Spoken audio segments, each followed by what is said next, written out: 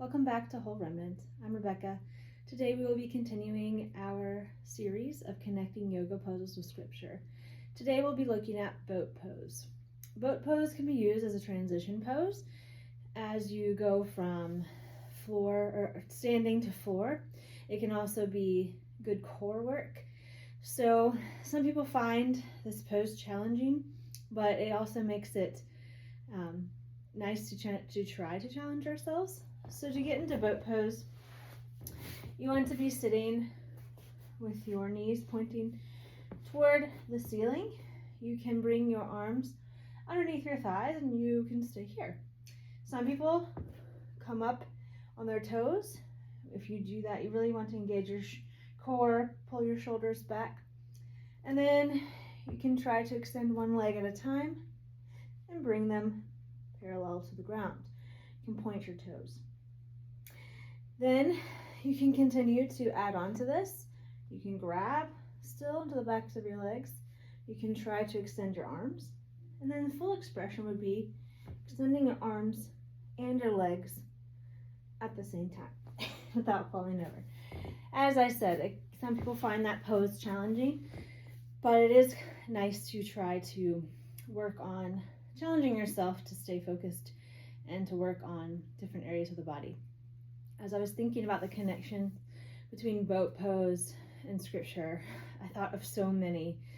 Beginning in Genesis with Noah and his family building an ark on which they saved themselves and animals. It was God's plan that they would be saved even though the earth was destroyed by a flood.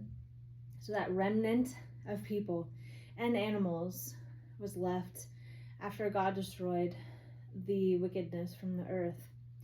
I also thought about Jonah. Jonah was a prophet who was sent to go to Nineveh. He didn't want to go there. It was a very wicked place, and so he decided to run from God. He got on a boat and he was going to go to Tarshish instead of Nineveh, but God sent a storm. Jonah realized that the storm was from God, so he told the sailors to throw him overboard, where he was swallowed by a big fish and eventually spit up on land in Nineveh. There's a lot to that story, but we can go into it later, maybe when we talk about fish pose.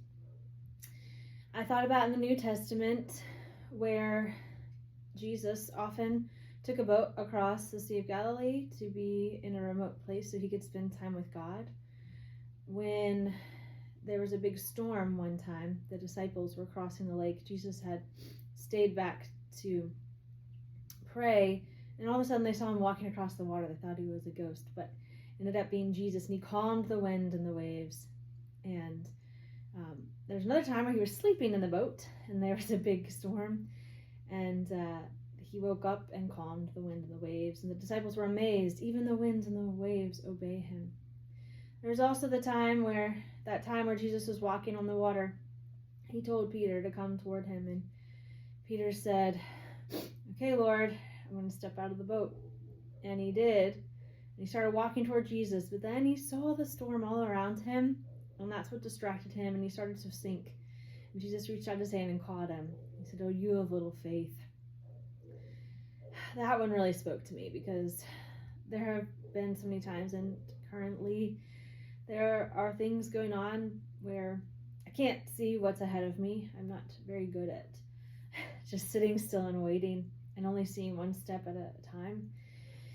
But this scripture has really been being etched onto my heart right now as I think about not getting distracted by the winds and the waves around me, but staying focused on Christ. It's been really hard. And today I've been feeling a lot more joy. The last few days I've been feeling a lot more joy by focusing on Christ, but it's going to take time and it's a process.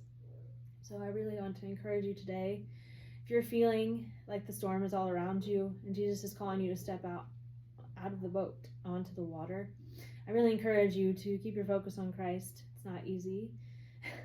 Obviously, I'm dealing with that myself, but it is something that God calls us to. I pray that this message encourages your heart today. Namaste.